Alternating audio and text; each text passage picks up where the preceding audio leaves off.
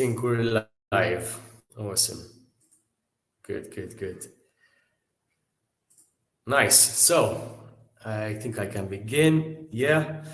Nice to see you all here today. Thanks for coming. My name's Luca. I'm just a 25-year-old guy from the island of Malta. I've been in business for a few years now, and I think like most people, I've done business online and doing the business models that we've all heard about for some time now. My first businesses were quite simple, and I just always played to my strengths as being a people person. And basically, they were simple things like wine e-commerce business. More recently, I started helping digital nomads move to Malta through nomadvisamalta.com. But at the start of this year, I wanted a change. I wanted to do something that was a bit more ambitious. And that's when I decided, hey, this year, 2021, it's going to be about creating something that's going to be lasting for the next 10, 20 years. And that's how I started exploring what kind of opportunities, as a normal person like me, who's not a developer, who just loves to meet a lot of people and network. How can I get involved in the blockchain, and why should I, and how can it change my future trajectory?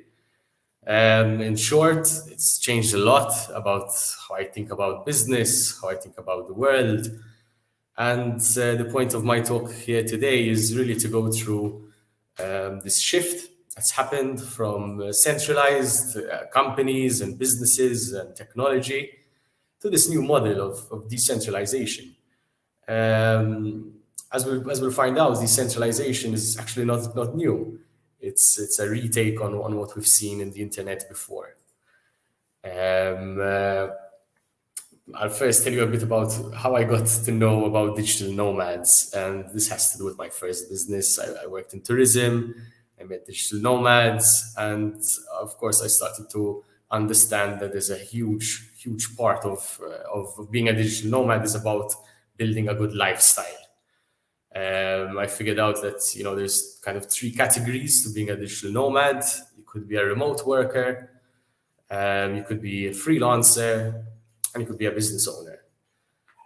In all cases, if you decide to explore opportunities in the decentralized world, you could still be a freelancer, you could still be a business owner, and you could still be a remote worker. The only difference that happens is you change what kind of opportunities you're looking for, and you start thinking about what's going to be big in the next 5-10 years, rather than what's big today and what's been big for the last 10 years. So digital nomads, we will chase three kinds of freedom. There's the financial freedom that we chase, to have enough funds to do what we like. The time freedom, be able to work what time we like, when we feel most productive. And of course, there's the location freedom, which when you look at the opportunities in blockchain, arguably there's more financial freedom. The time freedom comes in with it as well, because you're working in a decentralized structure where it's more goal-based than anything else. Unless you're a remote worker, in that case, maybe you'll be counting your hours. And it's interesting because digital nomads and the crypto industry have faced similar regulatory challenges. So I do think there's a lot of connection between the digital nomad community and the crypto community, but it hasn't really been developed so much. So I would really like to see in the next few years more digital nomads embracing the decentralization, because I do think it ties in with a lot of your values. Such as the freedoms we've just mentioned. But back in 2017, when you were a digital nomad, you had no legal certainty. You'd be in Bali or working on a tourist visa, and that wasn't exactly legal, was it? But of course, governments, the world has now slowly caught up with this and created things like the Nomad Visa and the Nomad Residency of Malta, of Portugal. All of these countries have given digital nomads legal certainty. Now, this kind of uncertainty exists for the crypto industry as well all the time. Whilst we've seen regulation has come, and we've seen Virtual Currencies Acts and the SEC taking note of Bitcoin, but there's still a lot of legal uncertainty. And that's another thing that digital nomads connect a lot with, and that's being able to handle uncertainty and not be afraid of it, and actually take on an active role in influencing the future. That's an important trait of digital nomads, and it's an important thing missing from the crypto industry. Is more champions of these ideas, people who are not afraid to speak out publicly, people who are not afraid to influence. And I hope to see more digital nomads taking on this new mission, this new, as some people say, kind of not prophecy, but going out there and talking to people and speaking publicly about it. So I'll just say that, maybe in 2017 and 2016, digital nomads were looked at as hipsters. I do think we're quite a trendy crowd, but I wouldn't go as far to say that we're all just hipsters. I actually prefer to look at digital nomads and think of them as innovators, think of them as leaders, think of them as people who think outside the box and push the limits of society because they feel like they have no fear. That's how I like to look at digital nomads. Digital nomads at the moment, they're still at the start of kind of this innovation adoption curve. If you look at the curve of innovation, it goes quite steep at some point. Looks like we're very close to crossing that chasm. And when that happens, we're all going to be very, very proud to have been amongst early adopters. Even though we know the first digital nomad was in 1983, and he was a freelancer writing PR for some newspapers, for some magazines. And funnily enough, in 1983, he's still able to do the same job. So the internet was a huge opportunity for us. Even nearly 40 years later, there's still people every day creating new businesses, new business models on the internet.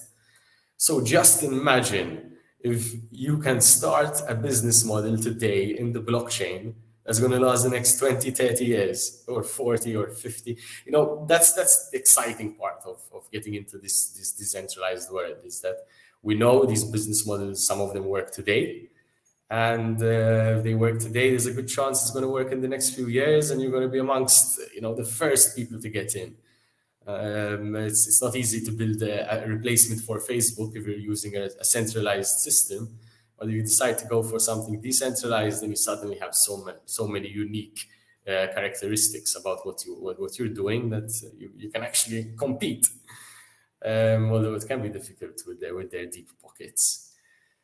So why should you get into blockchain in 2022, and why does decentralization matter? I personally, I've created a few business models in the past year, and as I mentioned, I'm a normal guy. I'm not someone who's like super smart or has been studying blockchain for since 2012. I got in 2017. I wrote a thesis about blockchain in healthcare, but it was mostly my own research through the internet, the same tools we all have. And what I actually started on was looking at the Metaverse. We've heard about the Metaverse for a while now. Maybe you've heard of Decentraland, which is a virtual blockchain world. And just went into the space, and I used what I'm born with, my senses, my eyes, my brain, and my feeling. And whilst I'm walking around this virtual world in Decentraland, I noticed there was a lot of empty land. I noticed all the land was sold for some crazy amounts. Back then it was like $5,000 a plot. I haven't checked the marketplace in a while, but I'm sure it's much more than that. So what I came up with a thesis. I looked at the real world and I said, hey, we've got a lot of people who buy land in the real world, and most of the time they're not the people who are laying the bricks. Most of the people, oh my God, Adrian, the fashion street. Yeah, that's actually owned by one of my clients. Yeah, tokens.com, I think, did that purchase, right? Yeah, so what I was looking around in Decentraland is that, like in the real world, if you have a plot of land, you need to get an architect to design something, and you also need a builder to build it. I was lucky because Decentraland Architects and decentralandarchitect.com were available. I registered the domain, and I just used the skills that I developed in my previous business experience. I used my digital marketing skills to build a website. I used SEO to rank on the first page of Google. I used Pieter Level's book, Maker book, which very famous digital nomad, Pieter Levels, and his book for starting a normal startup in the normal Web 2.0 world. Well, it turns out it works for the blockchain world too. Launched on Reddit, launched on Beta List, and reached out to people at Hacker News and different sites. I mean, there's the same process of bootstrapping. I applied it to something which seemed impossible for me to do because I'm not a blockchain coder. Again, I don't need to be, because a lot of these people in the industry, they don't have the skills you have. They don't have the networks you have. They don't know how to make friends like you do. They don't know how to write some really sexy ad copy that's going to convince people to try something new and spend crazy amounts of money in the decentralized space. Well, I do believe that once you get into it, you start, I don't know, man, this cryptocurrency, is it fake internet money? No, it's not, but sometimes it feels that way. Yeah, so that was the first thing I started doing, Decentraland Architects. It took me a while. It took me like 6 months to get my first client. My first client was nothing so special. I've done some really funny things. Like one of the first people who I worked for, he liked anime characters. Now, these are not porn anime. It's just the kind of pictures of them, like the cartoon Japanese style, that sort of thing. And he wanted to have waifus, which are like virtual girlfriends, inside his plot of land of Decentraland.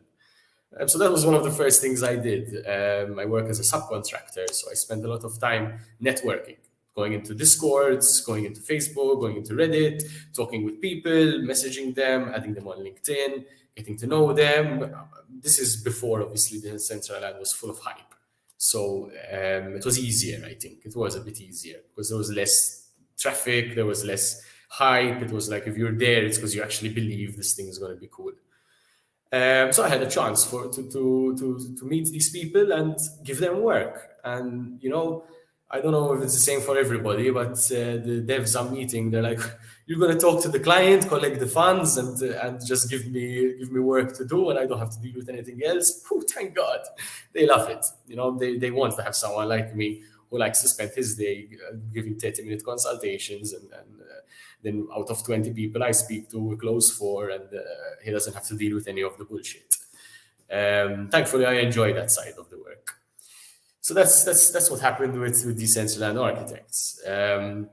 I've done some other things, especially in the play to earn space. One thing I've been doing is I've been buying digital assets in video games. Obviously, not financial advice at all, anywhere, guys. But when you buy these digital assets in video games, if you're acting as an investor, you could go in. If you understand video games, you could read through the lore of the game, look at maybe even the rarity of certain things, and get a feel for the economy of this game. And I mean, if you look at the economy of any country, or you look at the economy of any video game, and you have a bit of a business mindset, you understand the simple economics, demand and supply, then you can make some good moves, and you can buy digital assets that are going to be a good speculative deal. But then you also have the opportunity to rent them out. So what we do at the Metaverse Cooperative is We buy these digital assets and then we just lease them out to players around the world. We do it to people in the Philippines. We do it to some people locally. And the whole idea is that the video game industry is huge, bigger than football, soccer. It's bigger. But the video game industry has a massive problem. All of the games are built on centralized systems. So everything you buy, everything you do in a game, it's not owned by you. You can be taken away. The game or the game people who the video game studios could turn off servers and your game suddenly disappears and you have no say. None of, if you're the top 100 players, you still can't tell the EA Sport, or I shouldn't mention any brands. You can't tell a video game studio, hey, like you should keep this game running because we like the game and we've invested a lot of time into it and we don't want to see it disappear. We also saw that things like World of Warcraft, they kind of invented digital currency. Well, maybe they did the first application. Back in the day, you could go on eBay and purchase World of Warcraft accounts. You could purchase World of Warcraft gold for real money. And many people found this as a precursor to Bitcoin, or kind of, if they understood the value of gold in World of Warcraft, they quickly understood that Bitcoin has some real value. So that's on the side of play to earn. That's what I'm up to. I'd like to discuss a couple of things which might be useful for people, especially if you're a bit afraid at the moment to dabble in crypto. I think a lot of people, well, maybe fear is not the right thing, but rather than fear, I think a lot of people, they get almost overwhelmed with the new jargon and the new concepts. It's a lot to digest. But I do say it gets much easier. So once you spend a good chunk of time on it, white papers start to become much simpler, as in you start to kind of read similar things again and again, and the jargon disappears. It becomes your vocabulary. So don't be afraid, just go for it. And, you're going to free up the time, first of all. So if you're really serious about doing something like this, I'd say just free up your time and you'll figure it out. Especially if you're already an entrepreneurial person, already a person who has a lot of creative ideas, free up your time and go and dig around and look for them. And hopefully you'll get some good ideas today. And I love brainstorming. So if you ever want to brainstorm, I'm so down. I studied creativity and innovation, and generating ideas has become my hobby. So yeah, the main difference between the internet and blockchains is that the internet is a network, and so is crypto networks. They're groups of people, right? But blockchains are basically going to replace networks on the internet with markets. So the internet made everybody a creator and a publisher, while blockchain and crypto is going to make everyone an investor and a stakeholder. And the stakeholder part there is very interesting, because if you're a YouTuber and your top fans can have a stake, can have a portion of your YouTube revenue, they're suddenly super fans and they're going to want to kind of voluntarily support your growth as a content creator. And that could be close friends, but it could be people who just found you inspiring or found you motivating or believe in what you're promoting. So if you decided to create a YouTube channel about Decentraland, and I could invest in your YouTube channel, that's gonna give me one, incentive to promote your channel, and two, it's helping an industry I already have an interest in. So it's quite. And I'm going to tell all my friends that they should go subscribe. So I think there's like four main features if you're a digital nomad and you'd like to become a crypto nomad. The four main features of the blockchain and like being a crypto nomad is, of course, you can buy and sell your cryptocurrency. You could do this on a centralized exchange with using euros and turning them into crypto.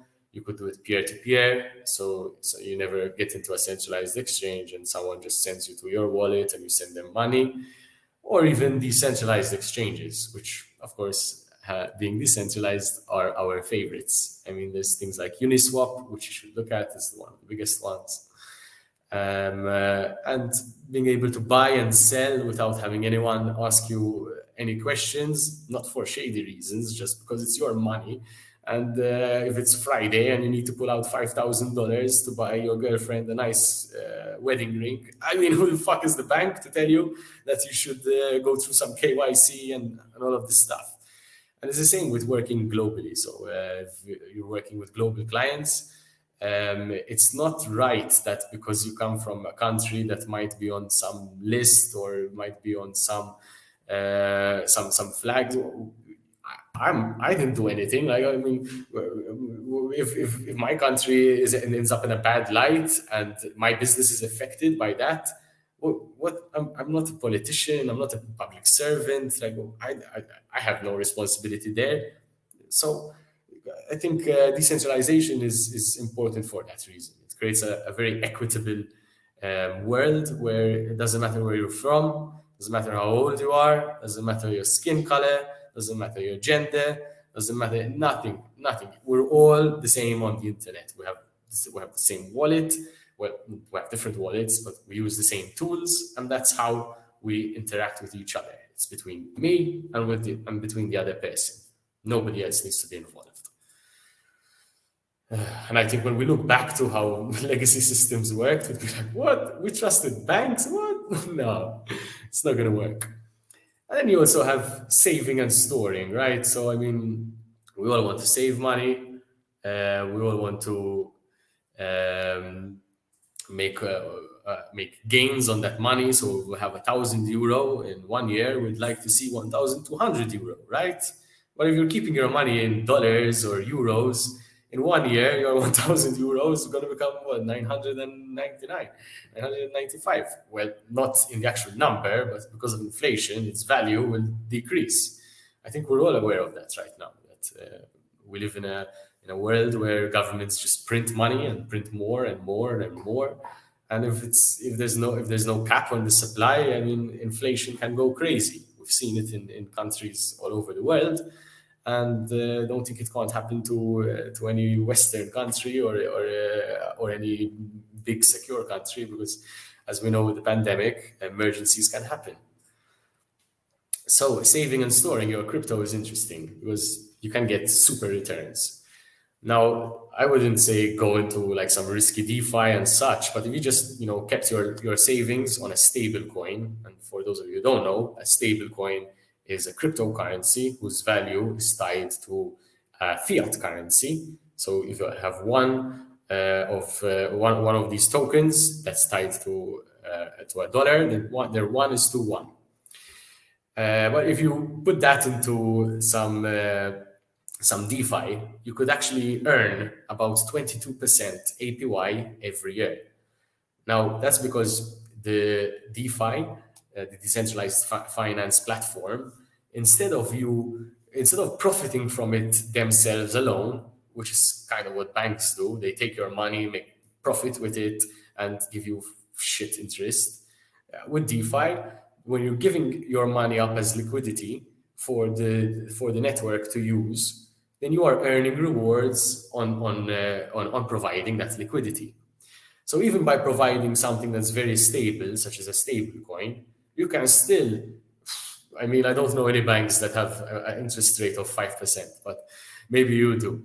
You can still 4x the typical return that you would get by just leaving it in a normal bank account. And I mean, if you're already wealthy, even moderately wealthy, it's ludicrous not to be doing this. I mean, what are you doing? So yeah, and then there's also things like we mentioned, being able to spend and send your money. But hey, if I've got my funds in crypto, I can't go to the bar and buy some beers with my credit card. Yes, you can. Something like Binance, if you're on Binance, you easily get a Binance card, which is just like any other Visa card, and you can withdraw cash. You can spend at a restaurant, and you live your life normally. So it's a no-brainer there. You could keep your funds in Bitcoin and it does the conversion immediately, or you could leave it in USD so it's stable, or something else. And it's spent directly wherever you're at. So there's no issues there anymore as well. And however, but there's the investing and the earning. I mentioned a couple of things like buying digital real estate. We've mentioned NFTs a little bit, play to earn, and yield farming. So these are all ways you can earn. My personal favorite has been play to earn, but I wouldn't say it's the safest one. NFTs, such as artworks, if you don't know what you're doing, you could be a bit risky. Everything needs its research, but I do think there's more opportunities coming out. I think we haven't even scratched the surface to the business models that exist, and every average person who just puts their mind to it for a couple of hours every day, man, you're gonna do it. You'll make it. You'll come up with something incredible that you didn't think you could do, and you create a new business model. And startups in this space have the potential to go from zero to hero in 6 months to a year. It's incredible because there's a growing demand, and still a lot of people are afraid to try. That's what I think. That's my thesis over there. So yeah, crypto nomads, you've got a bunch of tools for crypto banking, but as I mentioned, you don't need to be a blockchain developer to get into the space. Even if you're a designer and you decide, hey, I'm going to, instead of focusing on designing for landscaping companies and doing logos for theater productions, I'm going to shift my design focus onto the crypto industry, and maybe find a niche within a niche, or that you're going to focus your design on and sell those services. People need these kind of skills, and there isn't enough. If you go to Fiverr right now and you search for NFTs, there's literally one person who has got a single star review, 1-star review. And this is for a huge domain that's completely untapped. We'll talk about why I don't like Fiverr anymore, and although I still use it. But there's a lot of opportunities. If you created listings on Fiverr giving services to different niches, for sure you'll do well. There's a couple of others, if you look at Fiverr, that are scams, because I've actually tried them out and had to get a refund. And those are the ones without stars. So just so you know, there's a good opportunity on Fiverr to offer services to the crypto industry. But of course, you can create and sell digital products, kind of like what I'm doing at Decentralization Architects. I'm building all kinds of things, virtual events, towers, so that people could put their companies inside and meet up with their employees. I always try to think of how can I create something in the metaverse that's not just there for show, but actually has a bit of use as well. That's taken me a bit of time to learn how to do, but as the ecosystem develops, it's becoming more and more feasible. Other digital products, you could look at most business models today and try to apply NFTs in some way. Is it worth it? Sometimes yes, sometimes no. But the main thing is that if you go for an NFT model, you're no longer depending on platforms. Just to mention it now about Fiverr. Fiverr is a marketplace, as we all know. They take 25% of commission, and that 25% it's a lot. I think it's a lot. And I used to have a tour business, right? And when I had a tour business, it was very obvious what happened. Get Your Guide.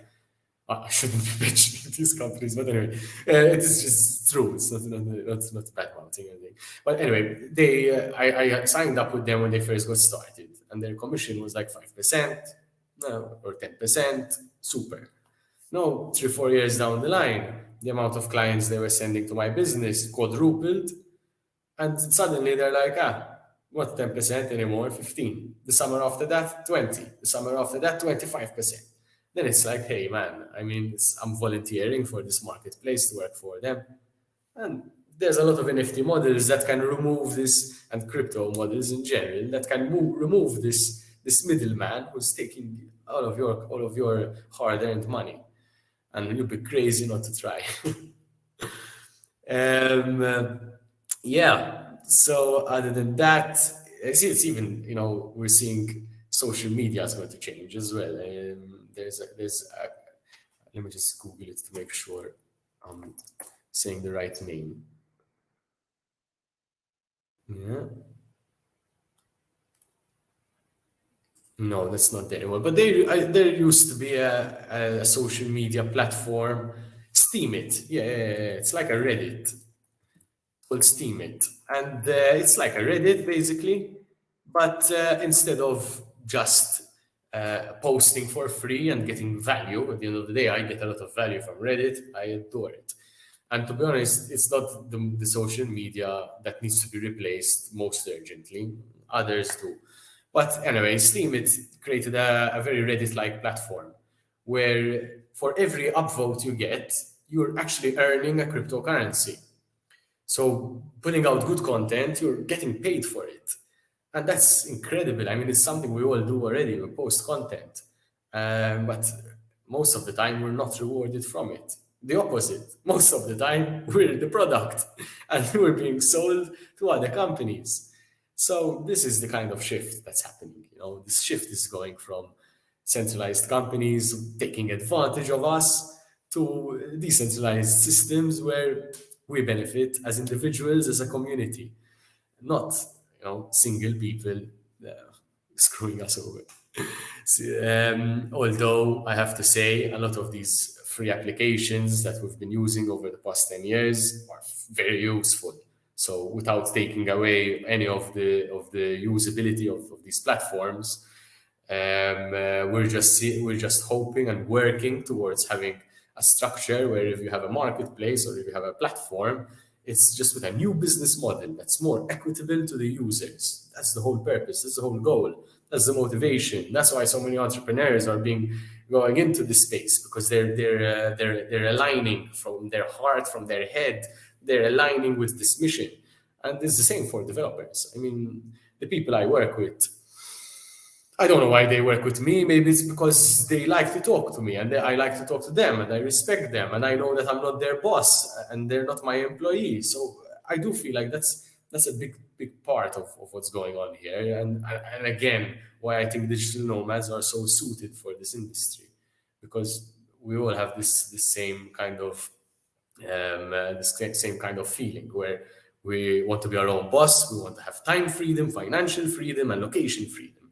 And these are, at least from my experience so far, these opportunities are boundless and abundant. And it's about searching for them and starting them up as quickly as possible, even if it's half baked. So one thing we see is that a centralized app, very often when it's launched perfectly, nearly perfectly, or it has its mission, it has the business plan is figured out, the roadmap is going to be they're going to stick to it. Whilst when you're looking at decentralized startups, it's a bit different, because it happens in two stages. You release the product, you release the product kind of thing, and the product needs to find market fit in two ways. The market fit needs to happen with the developers and the entrepreneur. So both the person who's founding it and the people who are building it need to want to do it. And then there's the second market fit, when the project gets a community and suddenly the community has an opinion. That's the problem at the moment. Is a lot of people look at these early projects, they see them with a roadmap, and they say, like they don't do X, Y, and Z, man, it's not going to work. It is, they're making mistakes. But in reality, a lot of these projects, they start out with a big kind of end goal of what they want to disrupt, but they don't know how they're going to do it because no one's done it before. So along the way, both the developers and entrepreneur need to pivot away a bit from the original concept. And then when the community comes in and starts saying, "Hey, why is this number one on your agenda? We don't care about it, and we're your community," You have to listen. They also they will have a say in what the direction of the company is going, and this is the beauty. Did Facebook ever ask us if they can mine our data? Well, somewhere in the terms and conditions it was there, but it was more like they slid it in there, then they asked for our permission, right? Um, yeah, so we just touch over crypto art. Crypto art, it's an obvious use case. At least now it's obvious because it's got so much attention. The reasons being is that you're empowering artists, removing the commission of the gallery, as we mentioned, and digital artists never had a way of kind of authenticating their digital artwork. And many artists today are embracing digital technology because it's cheaper. As it's cheaper, is you don't need paints and canvas and physical things, and it's faster. You can be much more proficient as an artist who is working digitally. You can even start thinking outside the box, and as we've seen, we're seeing artwork which is being created by an artist, programmed by a developer, and then automatically propagating.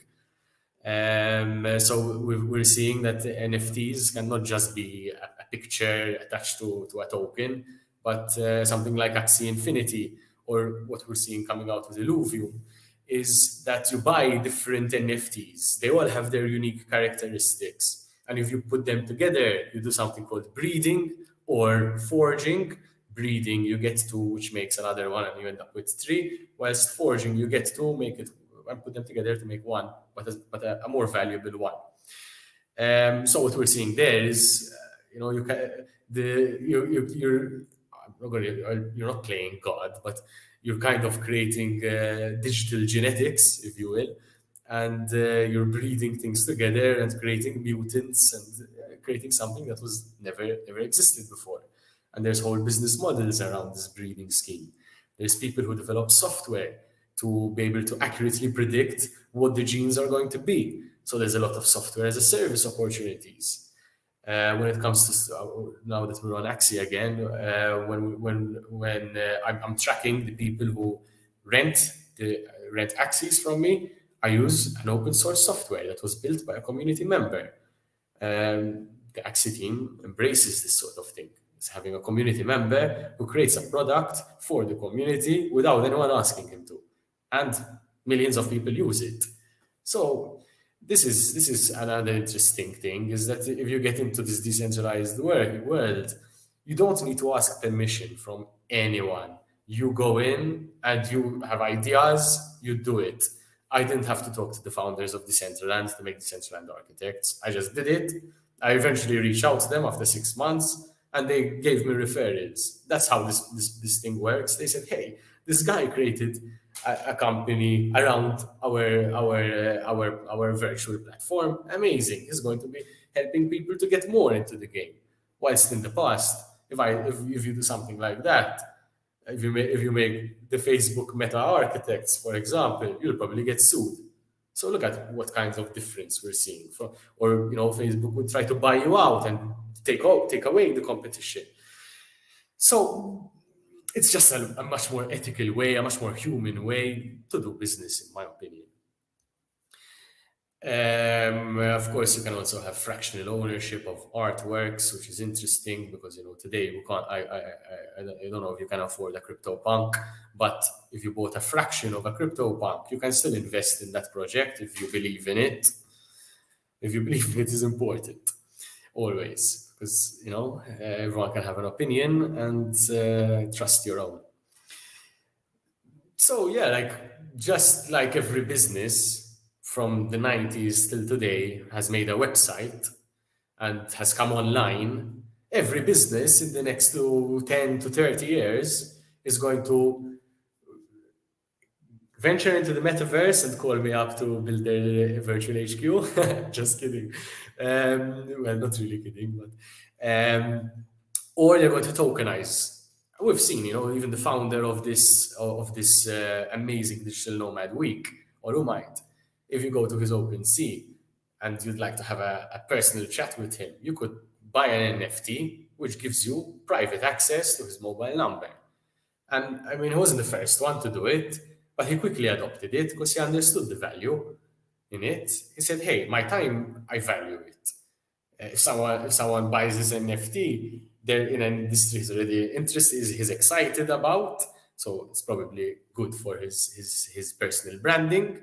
And from the buyer side, you have to trust that, of course, Olumide is going to be true to his word, and you need to believe that Olumide has the experience to help you out in whatever you need help with, and that's why eventually you say yes, okay, I'll go and buy this NFT." So that's one way, tokenize yourself, but you can also tokenize your community. And this is one of the most important parts. Tokenizing your community means you can reward your community with tokens that have real value. If people in your community believe so much in your project, they're going to hold on to these tokens. They're going to build around the community. And by building for the community and building for the project in their spare time or full time, they're going to increase the value of the token they're being paid in. So you're suddenly pretty much a shareholder in the projects you get involved in. Of course, you can just be an investor and take a bit of a backseat, talk to people, figure out what's going on, and just speculate. But I prefer to look for projects that I want to build for, I want to be a part of, I want to kind of influence and form a vision for, and be a part of that community and know the people and they know me. That's what I want to do, and I do recommend it. Of course, there's nothing wrong with just being an investor and looking at different projects, investing and forgetting about it and carrying on with what you do normally. That's very, very, very well and done.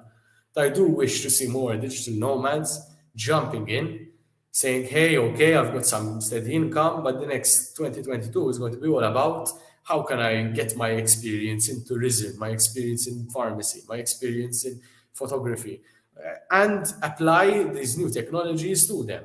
And maybe look at what other people have done in your industry and say, I can do it better." That's innovation as well, bringing an idea from one place, giving it a good twist and making it better. That's innovation as well. And I challenge you to go out there and do it. I mean, we've been talking about NFTs for a while, but just so you know the definition, which I hope most of you do. I quite shouldn't. I don't know. Maybe I'm in my own bubble and I think everyone knows about NFTs now, but it's probably not the case.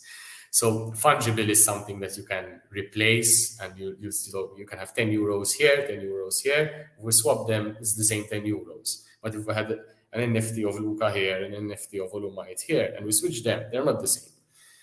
So that's non-fungible. And if we look at the history of the internet, non-fungible assets have been a huge score for many people. Domain names, .com domain names, any domain name is non-fungible. And those are the first digital assets that we saw on the internet. We saw the craziness of the 2000s. And we're seeing a bit of craziness every couple of years in crypto. And again, there's new domains that are, NFT domains or Ethereum domains. But the point is that something that's non-fungible, it's not new as something to have value, even though it's digital and it's on the blockchain. It's a concept that's been with us for some time now. Just we're seeing this non-fungible nature being able to be applied in completely new ways. And to nearly anything that's digital. So, I mean, yeah, NFT projects, they started with CryptoKitties. This past year has been nuts, been amazing, like when in terms of adoption. Lots of entrepreneurs jumping on it, lots of celebrities dipping their toes in the water. And I think the future of NFTs and maybe even crypto for some time, but there's a lot happening. There's so much happening. It's hard to put your finger on it. I try to focus on one area because it's becoming like the stock market. You can't invest in all stocks. You have to choose stocks you understand. And I think crypto is becoming a bit like that. So my personal opinion is the next few years, video games are going to continue to be disrupted. I think the next 2, 3 years, we'll see independent game studios getting super opportunities to develop indie games that can go viral and can do very well. But then in maybe 3 years' time, we'll see something interesting happening. I think by 2024, we'll see the first, typical game studio releasing their NFT games. They'll wait, they'll look at what all of the independent game studios are, they'll look at all the mistakes they're making, and then they'll release something. Well, if they don't, good for them and good for us. But yeah, it's quite a shift in their business model. But basically, instead of selling a game and making profit by selling a game for 50 euro, they give the game kind of for free, and they're more of just a marketplace. Similar to Fortnite in that sense, but the difference being that you can actually own the skins and the power, whatever you buy inside of the game. But of course, our digital wallets will not just be a place for cool artwork and trendy things, and it will also eventually become a place where we keep our certificates, our driving license, our university degree, and all of those things will eventually be linked to our wallets, and those certifications are going to be verified on the blockchain. I don't think you'd be able to sell it though. But of course, you'd be able to prove that you have that certain certification. And I mean, maybe you think, oh, wow, I just have a scanned copy and my life is fine. But think about the people whose lives are disrupted by emergencies. If you were a doctor and your country went into civil war, or you were suddenly persecuted for political reasons, you need to get up and get out of your country as quickly as possible. And that sometimes means leaving all of your belongings behind. Now, what happens as a person who has seen a lot of immigration? A lot of these people arrive to Malta. Some of them would be super educated, would be doctors, engineers, and they just can't prove who they are. They can't prove what skills they have. They can't prove that they've studied and they've been educated. That's quite a good problem to solve. And no one can take it away from you if you have your certification on the blockchain. No person who's out to ruin someone's life can do that. So there's a number of characteristics of NFTs, and the main one is they're a unified representation in the digital world. What does this mean? It means like JPEG is a file format. NFTs can be considered in a similar way, where if anyone makes an NFT, they're all kind of interoperable in some sense. Not really, because at the moment, but I think that's the direction we're going. And we need that because obviously different games, they need to have the same standards that can allow developers to build common, reusable, and inheritable standards. And that's again, as I mentioned, is important for interoperability. So if you launch an NFT project, the NFT is immediate. If you launch it on the Ethereum network, immediately you can see it on OpenSea and on other marketplaces as well. You'd be able to hook it up inside something like Decentraland and show it off there as well. Because the NFT has a standard, then all of these different platforms and marketplaces and virtual worlds can connect to your NFT and display it and show you own it. And then, of course, there's the tradability, which is helped by the interoperability, because if we were storing our NFTs in different standards, we wouldn't be able to send them from my wallet to your wallet. So that's another important aspect, being able to trade them together, we can move items outside of their ecosystem, take it out of the central land and put it into another game. Like that's something that you could never do in the past. And many people, some people, I myself included, I see it as a transition from a planned economy. It feels like these centralized structures are very communist, like in some sense, and to more of a free market capitalist model in some ways, because suddenly these video games that have an in-game economy, it's not dictated by a centralized power, which is the game studio.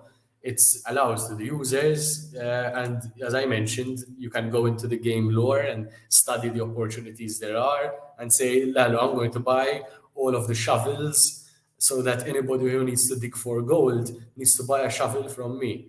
And you're probably going to make more money than the people digging the gold. So these opportunities will exist and continue to exist. It's all a matter of being able to spot them and to take action on them. There's risk involved, of course, but just like in real life, there's risk in starting a business. If you buy stock for your shop, you're not guaranteed you're going to sell it. So why is it different in the digital world? I think it's better because you don't need to wait for 3 months of shipping to arrive. And as we know, shipping costs have gone through the roof. So digital products for the win. Yeah, let's go to a more capitalist economy. I personally like capitalism. I know not everyone does, but and then there's immutability and scarcity. We know that something that is scarce has more value, and that's what we've seen to be in the art industry. So yeah, in this global world, everyone is can become a digital nomad, and I think that this kind of technology is going to continue to accelerate that movement and push people even further to become digital nomads, because more of these opportunities are going to crop up. If anyone has any questions, leave them over there, so I'll answer them. As I'm seeing, I only have 10 minutes left. And I'd just like to give you a brief, kind of history on the first time we've seen these decentralized organizations come about and how they've helped society. So in the early 80s and the 90s and in the 2000s, internet services, they were built on open protocols. And we saw these companies like Yahoo, Google, Amazon, LinkedIn, they all came on. But then when these companies got big enough and the protocols kind of changed and they were no longer centralized, platforms like AOL disappeared. And that's when these tech companies built. They outpaced the capability of these decentralized systems pre-blockchain. And eventually, people went into the more sophisticated centralized services. The good news was that we got awesome products, tech products. The bad news is that we have to worry about being deplatformed and centralized platform changing the rules, such as what happened to me with GYG. And as well, of course, the societal tensions that have been brought about as well. What we're seeing is that the next paradigm kind of thing. So it's not right to think that governments can impose regulations on internet companies, because at the end of the day, they're not hardware, so it's very difficult for them to actually do that. I personally believe that software-based networks, they're more influenced by entrepreneurial innovation and market forces. So people creating the new products and people driving the demand for those products. I think that's much more effective at creating change than asking governments to do it for us. So that's why I keep pushing for us to take a dive into this space. Decentralization can be quite misunderstood. And many people they think that all of these people in Bitcoin and crypto, They want decentralization to resist government censorship and political views. But to be honest, these are not the most important reasons for decentralization. As mentioned, the most important reasons are that centralized platforms, they have a very predictable life cycle. They start out recruiting users, they start out recruiting developers, businesses, and they do it at break even or making a loss. And this is what makes their platform valuable, getting us as users onto the platform. Once they reach the top of their S curve of their growth, they suddenly change the rules, and they have the power to change the rules because we're all on their platform, we're all on their social media, we're on their marketplace, and it's very difficult to leave a social media because then you cannot network with your people, with your tribe. So they have an unfair power over us, and this is the main reason decentralization needs to be pushed forward. At least that's what I believe. And once we create these more complex decentralized government structures, why not adopt them into governments? That's fine as well. Let's replace bureaucrats with decentralized autonomous organizations. Sure, but first let's fix the problems of centralized systems, which we can do through, as I mentioned, entrepreneurship and market forces. So creating products and stimulating demand. And I mean, we now know this is true for the past 10, 20 years, that this is how big tech operates. Yeah, so we've got the last 4 minutes, but I'll stop there.